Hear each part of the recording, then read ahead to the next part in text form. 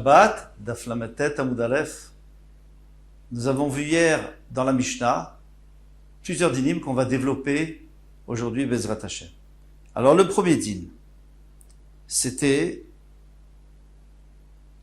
En notnin betsa besad amecham. On a le droit de mettre un œuf à côté de la bouilloire qui est bouillante, bishvil shetit galgel, pour que l'œuf il devienne un petit peu dur au point où on puisse le tourner, parce qu'un œuf mou ne se tourne pas comme une toupie, tandis qu'un œuf dur, à partir du moment où il n'y a pas trop de liquide à l'intérieur, on peut le tourner. Alors, bien sûr que ça ne s'appelle pas cuit encore, mais c'est déjà un début de cuisson. Alors, on nous dit qu'on n'a pas le droit de le faire à côté de la même si c'est pas sur le feu, on n'a pas le droit de le faire avec la chaleur de la bouilloire. Alors, on reprend une ligne avant la fin de la Maîtret Amoudbet. Iba il est où? La Gemara demande, Gilgel, Maï, quel est le din s'il l'a fait? Il l'a fait. Est-ce que maintenant il est chayav, mide rabanan, mide oraita? Quel est le din? Alors ici, il y a quand même une machloquette entre les rishonim. Est-ce que on a un problème de savoir est-ce que le fait de cuire un petit peu, même si c'est pas encore un tiers de la cuisson, on avait dit qu'il fallait que ce soit un tiers de la cuisson, pour ne pas être chayav, pour être chayav de bichoul, il faut un tiers de la cuisson. Or ici, il n'y a pas un tiers de la cuisson. Ou alors on va dire, parce qu'il y a des gens qui le mangent comme ça, donc ça s'appelle déjà cuit, on peut le manger déjà. Ça c'est une possibilité. Une deuxième possibilité, c'est est-ce que Bichlal, Toldat Taour, c'est-à-dire Toldat Taour, c'est les dérivés du feu, parce que cette bouilloire, c'est la chaleur qui provient du feu, mais elle-même, il n'y a plus de feu. Donc est-ce que c'est toujours Toldat Taour, le dérivé du feu, est-ce que c'est Mevachel Chayav d'après la Torah ou pas? Et la réponse est simple. Amar Rav Yosef, Gilgel Chayav Ratat. Il n'y a aucun problème. Il est Chayav Ratat, donc il a répondu à toutes les questions. D'abord parce qu'elle est mangeable, elle est comestible maintenant, même si elle n'est pas tellement cuite. Eh bien, il a transgressé bichoul, il a cuit. Et deuxièmement, même s'il n'a pas fait sur le feu, mais il a fait à côté de la bouilloire, il est quand même Toldat Taour, c'est Chayav d'après la Torah. Amar Mar de Bereve de Ravina, Afanan Amitanina. Le fils de Ravina a dit exactement, il a dit que nous aussi on a appris ça d'une breita. Pourquoi? Alors on tourne la page. En haut, Kol Sheba Bechamin Mifna Shabbat, tout ce qui doit être trempé dans l'eau bouillante avant Shabbat. On l'a trempé dans l'eau bouillante avant Shabbat. Shorinoto Bechamin Beshabbat. On peut le retremper pendant Shabbat. Alors c'est quoi l'exemple? On a du poisson. Et ce poisson, il est très salé. C'était du poisson salé. Maintenant, on ne peut pas le manger comme ça. Il faut le tremper dans l'eau bouillante. Et c'est là où on pourra le manger. Donc c'est la fin de sa préparation, c'est la fin de son bichoul. Alors, celui qui fait ça pendant Shabbat, il serait chayav si ça n'avait pas été fait avant Shabbat. Mais s'il avait déjà fait avant Shabbat, maintenant il veut le refaire pour le réchauffer. Il n'y a pas de problème. Pourquoi? Parce qu'il y a un bichoul, achar bichoul, bedavar yavesh. Il n'existe pas de bichoul après un bichoul, c'est-à-dire on ne peut pas recuire une fois que c'est déjà cuit, il n'y a pas d'issour de recuire, parce qu'on a déjà obtenu le résultat qu'on voulait par la cuisson. Maintenant, on peut juste le réchauffer, ce n'est pas interdit pour quelque chose de yavesh, quelque chose de sec. Maintenant, si c'est du liquide, c'est autre chose, parce que quand il se refroidit, quand on le réchauffe, c'est encore on obtient ce dont on a besoin, une soupe, elle doit être chaude. Donc c'est son bichoul. Son bichoul, c'est de le réchauffer. Même si on le réchauffe 10 fois, eh bien, chaque fois, la personne, elle sera chayevet, elle sera chayev de bichoul pendant Shabbat. Maintenant, si on l'avait pas préparé avant Shabbat, on l'avait pas mis dans l'eau bouillante, alors dans ce cas-là, on n'a pas le droit de le faire pendant Shabbat. On peut tout de même le rincer à l'eau chaude, ça, il n'y a pas de problème. Quand on parle d'eau chaude, c'est toujours Keli Rishon. C'est Keli Rishon, c'est-à-dire le premier, parce qu'il y a Keli Rishon, donc on prend une casserole du feu, ça s'appelle Keli Rishon. Maintenant, on verse dans une deuxième casserole, ça s'appelle Keli Sheni, dans un verre, ça s'appelle Keli Shlishi. Alors, même Keli Rishon, Keli Sheni, déjà, ça cuit pas tellement, et Keli Shlishi, pas du tout. Mais même Kelisheni, ça dépend de quoi. Il y a des choses qui cuisent, des choses qui cuisent pas. Ça dépend si ça cuit rapidement ou pas. Mais dans Keli Rishon, ça peut cuire. Alors qu'est-ce qu'on nous dit ici? Que si on l'a pas mis dans Keli Rishon, alors maintenant on a le droit de verser dessus, mais on n'a pas le droit de le tremper dedans parce qu'on va terminer sa cuisson. Chutz min hamaliach. Mais attention, il y a des exceptions. C'est par exemple le hareng salé, ou alors le maliach, n'importe quel poisson salé. Il y a chan qui a été salé depuis longtemps, il est resté longtemps dans son sel, donc et le rincer déjà, ça peut nous permettre de le manger. Donc ça termine sa melacha. Il y en a qui vont dire que ça sera bichoul, cuire. Il y en a qui vont dire que c'est makivé patish, c'est-à-dire il termine un travail. Ça aussi c'est interdit de la Torah. Alors il y a deux choses. Il y a le poisson en général qui était salé longtemps. Par exemple, ceux qui allaient en voyage, ils prenaient du poisson salé. Mais koulias aispanin. Koulias aispanin, c'est un poisson que Rashi traduit par du thon. Alors apparemment ce thon on le mettait dans le sel aussi. Et il y en a qui veulent dire que c'est le hareng salé. Parce que ça, tout le monde est d'accord que quand on le rince, c'est fini. Ils sont rapidement comestibles, ces poissons. Ils cuisent très vite. Donc il suffit de verser de l'eau chaude, après avoir bien sûr laissé tremper dans le sel. Il faut verser de l'eau chaude dessus. Une fois qu'on a versé de l'eau chaude, il est terminé, il est cuit. Donc ça, c'est assourd de le faire pendant Shabbat. Très bien. Shmamina, tu peux déduire d'ici. Alors, qu'est-ce qu'on va déduire d'ici? On va déduire d'ici ce qu'on avait posé comme question avant. Quelle était la question qu'on avait posée? C'était... Excusez-moi. C'était l'œuf. L'œuf, on est d'accord que maintenant il est comestible. Alors puisqu'il est comestible, ça s'appelle, même si c'est pas le tiers de sa cuisson, ça s'appelle qu'on a cuit pendant Shabbat. Qu'est-ce qui se passe avec un aliment qui est pas salé du tout? Est-ce qu'il y aura le même problème? Alors, il y a une marloquette. Tout le monde est d'accord que si ça le cuit, ça sera assourd aussi. Maintenant, si ça le cuit seulement un tiers de sa cuisson, alors, est-ce qu'après on peut le recuire une deuxième fois? C'est ça le problème. Disons que ça l'a cuit un tiers de sa cuisson, avant Shabbat, on a versé de l'eau chaude, on l'a mis dans l'eau chaude, dans l'eau bouillante, ça l'a cuit un tiers de sa cuisson, Ma'achal ben Drosai, et maintenant on veut terminer la cuisson en le recuisant une deuxième fois. Est-ce qu'on dira non, il y a un bichoul achar bichoul, il n'y a pas de cuisson après une cuisson, une fois que tu as cuit, c'est fini, tu n'as plus d'issour, ou alors on dirait que non. Ça c'est une marloquette, Rashi Tosfot interdit, et la halacha, on interdit. Pourquoi? Parce que finalement, il est comestible, mais on le rend bien meilleur. Maintenant, c'est la deuxième halakha qu'on avait vue dans notre Mishnah, c'est qu'on ne devait pas casser un œuf à l'intérieur d'un mouchoir chauffé au soleil, bouillant. Ça peut être aussi un plateau en métal. Eh bien, le Efkina Besudarim, pourquoi? Parce qu'on va le cuire pendant Shabbat. D'accord. On a le droit de mettre betoch habor dans un puits, un aliment, pour que il reste au frais.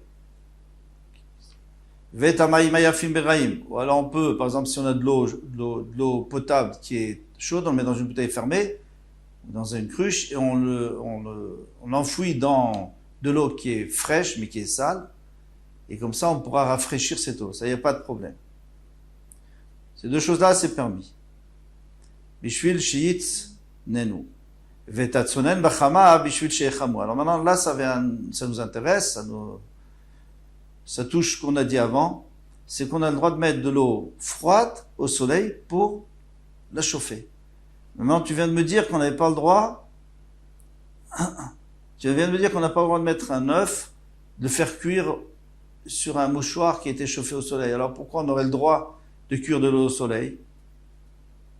Démarre Rabbi Yossi. Ah non, de dire que c'est va d'après Rabbi Yossi, parce que Rabbi Yossi, il avait permis. Rabbi Yossi, il avait permis, dans la Mishnah, de cuire l'œuf sur ce mouchoir. Le Rabbanan, mais ça va pas d'après Rabbanan. Rav Nachman, Bechama, Dekulal Malopligé. Mais non, tout le monde est d'accord que si on met l'eau au soleil, il n'y a pas de problème. Des charis, c'est sûr que c'est permis. Mais Toldotaour, Kulal Malopligé de Asir. Mais non. Alors, pourquoi est-ce qu'au soleil c'est permis? Parce que quel est le risque? Quel est le problème? Cuire, ça s'appelle pas cuire. Pourquoi? Parce que c'est pas la façon de cuire. On cuit pas au soleil. Donc, il n'y a pas d'histoire. Maintenant, quelqu'un va se tromper, il va se tromper quoi? Il va se tromper parce qu'il va te voir cuire au soleil, il va croire que tu es en train de cuire à la chaleur du four. Il voit bien qu'il n'y a pas de four, il y a le soleil. Donc, il n'y a pas de problème. Maintenant, qui pliguait, Betol Dataour, Kolal Malo pligué de Assour. Ça, on a vu que si c'est le dérivé du feu, c'est comme le feu et c'est Assour d'après la Torah. Qui pliguait, quand est-ce qu'il soit marqué, Betol Datachama, si c'est le dérivé du soleil. Par exemple, un plateau ou un mouchoir qui a été chauffé au soleil. Marsavar Gazrinan Tol Datachama, tout Tol Dataour. Il y en a un qui dit, un des deux qui pense, donc le Tanakama il pense, que si on met sur un plateau qui a été chauffé au soleil, demain il y a quelqu'un qui va prendre un plateau qui a été chauffé sur le feu et il va faire la même chose, il va mettre son œuf dessus. Ou Marsavar le Gazrinan, il y en a un qui dit non, on craint pas, on n'a pas fait cette takana, on n'est pas allé tellement loin, sauf kol sof, c'est moutar. On continue Velo Yatminana Bechol. Prochaine halakha, troisième halakha, on n'a pas le droit d'enfouir un œuf carrément dans le chol, dans le sable bouillant. Il dit flog, nami Rabbi Yossi Béa, mais pourquoi Rabbi Yossi ne discute pas là? Rabbi Yossi, lui, dans l'histoire de l'œuf, il avait dit on a le droit, pourquoi? Parce que c'est tolda du Chama, le dérivé du soleil, on a le droit. Et ici aussi, c'est le dérivé du soleil. C'est par quoi il a été chauffé le sable. Et bien entendu, c'est le sable du désert qui a été chauffé au soleil. Alors Rava Amar Xerachem Ayatmin Beremetz. Rava il dit mais non, parce que si tu laisses enfouir, même Rabbi Yossi est d'accord, c'est pas un problème de cuire au soleil, ça a le droit, ni même le dérivé de soleil, mais de peur qu'il y a quelqu'un qui te voit cuire dans le sable, lui dit moi je vais cuire dans du cendre, de la cendre, et dans la cendre, ça c'est la tolda du feu, donc il va transgresser un histoire de Bishul Mamash, de Raïta, de la Torah. Rabbi Yosef Amar lui, il a un autre problème, lui dit que pour mettre l'œuf dedans, je vais devoir creuser. Creuser, c'est assourd. Ça s'appelle choresh. Maï Benayou. Bon, finalement, les deux interdits. Qu'est-ce que ça change? Il dit Benayou a fartichouar. Il dit ici, moi, je trouve un endroit du sable qui est mou, qui est meuble. Donc là, il n'y a pas de problème de creuser. On creuse pas dans du sable meuble. Pourquoi? Parce que on creuse, et si on laisse, ça retombe. Et donc, il n'y a que dans de la terre qui est un peu dure, où il y a un issur de creuser parce que ça reste, c'est permanent. Alors, maintenant si quelqu'un veut mettre son aliment pour le cuire dans du sable qui est meuble, qui est mou, eh bien d'après Rabbi Yosef qui avait dit parce qu'il risque de creuser, non, là il va pas creuser, donc ce sera mouta. Et d'après le rabbin qui avait dit qu'on a peur qu'il mette dans la cendre chaude, alors là, oui, il reste toujours cette possibilité, ça sera assaut. Métivé. Nous avons une question. On a le droit de faire cuire un œuf sur un toit bouillant. Mais pas sur de la chaux qui est bouillante. Parce que la chaux qui est bouillante, c'est la tolda, c'est un dérivé du feu. Tandis que le toit, c'est un dérivé du soleil. Alors maintenant, je comprends que sur celui qui dit qu'on n'a pas le droit de mettre, qu'on a le droit de mettre sur le toit, il va bien d'après celui qui dit que tout l'interdit, c'est de peur que quelqu'un mette dans de la cendre chaude. Or, quelqu'un qui pose sur un toit, c'est pas du tout comme s'il enfouit dans la cendre chaude. Il pose, il enfouit pas. Dika les mezza. Donc il n'y a pas lieu d'interdire. Je comprends pourquoi c'est permis dans la Mishnah. Mais celui qui dit que pour cuire son œuf, pour que ça cuise plus vite, il va bouger un peu la cendre, il va le mettre dedans, puis il va couvrir avec. À ce moment-là, ça oui, on pourrait faire la xéra. Pourquoi? Parce que même sur le toit, il y a des fois de la poussière, de la terre. Et la réponse elle dit, mais non, stam gaglet beafa. Généralement, un toit, il y a un peu de poussière, mais il n'y a pas assez pour creuser. Donc, il n'y aura jamais de source. C'est pour ça que c'est moutar. D'après tout le monde. Tashma, viens écoute. Massé Chassouan chez Tveria. Alors maintenant, qu'est-ce qu'ils avaient fait, les gens de Tveria? savez qu'à Tveria, on a de l'eau, des thermes chaudes, de l'eau bouillante, de thermes. Viviu silon shel tsonen, des tochama shel chamin. Donc ils ont fait venir un tuyau d'eau froide à l'intérieur de l'eau chaude, de l'eau bouillante. D'après Rashi, ça se mélangeait, et comme ça on obtenait de l'eau qui soit moyennement chaude. Et d'après Tosfot, ça passait à travers et ça ressortait de l'autre côté, l'eau était chauffée.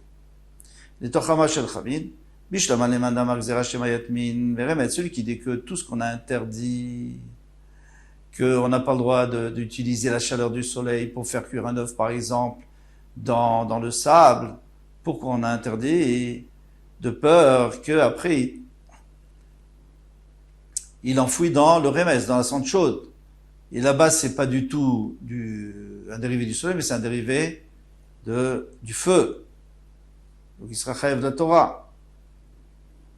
Haïnou dedam yalem b'tmana. Alors maintenant, je comprends pourquoi on n'a pas laissé les gens de Tveria, on ne leur a pas laissé avec cette eau chaude. On leur a pas permis. Pourquoi? Parce que cette eau chaude, elle va être enfouie dans l'eau, cette eau froide, elle va être enfouie dans l'eau chaude. Soit d'après Rashi, d'après Tosfot, ça marche beaucoup mieux, parce que ça passe dans le tuyau et puis ça ressort, donc c'est vraiment enfoui dans l'eau chaude pendant un moment.